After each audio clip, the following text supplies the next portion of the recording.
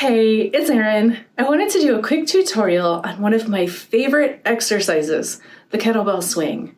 This versatile exercise can be used as a warm-up to activate your posterior chain. It can be used to develop speed and power, and it can be used as part of metabolic conditioning.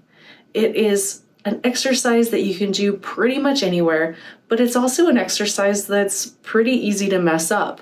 But with a few cues, you'll be well on your way to performing this exercise like a pro. First, I want you to start with a kettlebell that is relatively light, but not so light that you can just do a front raise with it, right? We want to be able to really engage the posterior chain, that is hamstrings, glutes, and lower back. When you begin the exercise, you're going to place the kettlebell in front of you. Feet are going to be 1 to 1.5 times shoulder width apart. You will hinge at the hips, create a tabletop out of your back, and as you have bent down into this hinge position, the kettlebell should be right in line with your forehead. So that's an excellent starting position. Next, you are simply going to reach down and grasp the top of the kettlebell using an overhand grip, wrapping your thumbs around the kettlebell as well. Next, I want you to think about engaging your lats, keeping your lats nice and tight. We want everything to be tight because we're creating a lot of energy with this swing here. So with tight lats, you're simply going to pull the kettlebell towards you.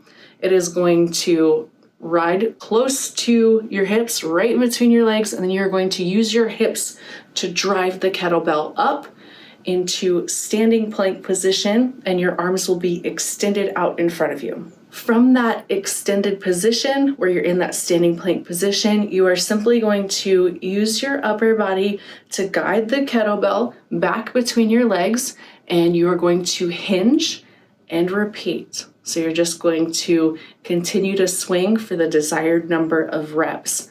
Now, a couple of things that you can do.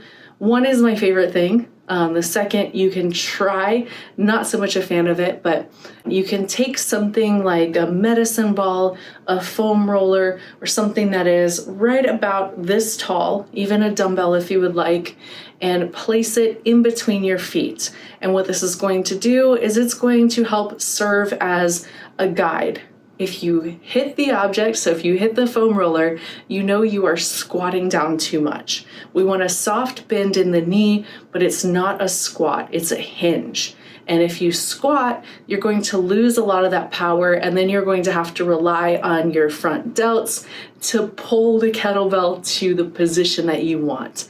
The next thing that you can do, or something else you can do, is you can thread a towel through it and hold on to the ends of the towel. This is not a method that I prefer personally, but it's something that can help kind of set you on the right track. If you're swinging the kettlebell in not the right way, the towel is going to kind of go all over the place. I prefer using a foam roller, a medicine ball, or a dumbbell to be that guide to make sure that you're performing this swing correctly. So let's talk about how to use the kettlebell swing to your advantage and to help you achieve your goals. As a warm-up, you can do it after walking, jogging, getting your heart rate up just a little bit.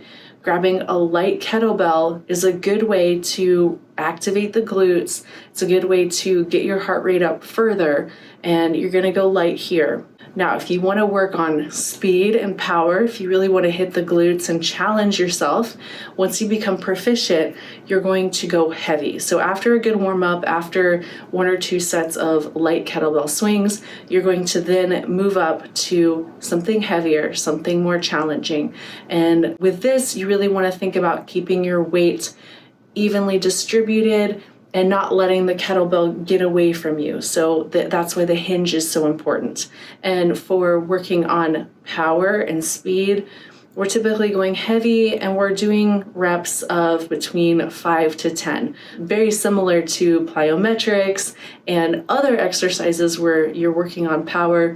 You want to have those at the beginning of your workout when you're most fresh and you have the most energy, and you kind of have more of your wits about you. Now, for metabolic conditioning, this is something that you can just sprinkle in to what you're already doing. So for example, you could put a circuit together.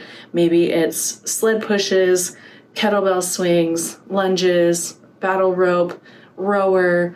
You get the idea. It's just another tool of torture, if you will, to throw into your workouts, but no pain, no gain, right? So just think about that. Let me know what you think in the comments below. What would you like to see next in terms of exercise tutorials? If you made it this far, I love you. Thank you for being a part of the Fit Fam.